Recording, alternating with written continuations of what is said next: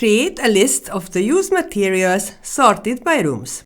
With just a click of a button, you can create a spreadsheet of the used materials. With the help of the room and area command, ARCHLine.XP can detect the rooms and list the materials based on this information.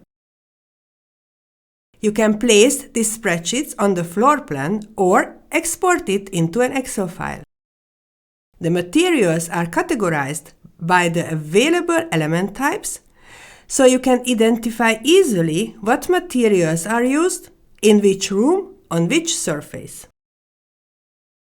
Export this spreadsheet into an Excel file and use this fast and easy tool to communicate your design with your clients.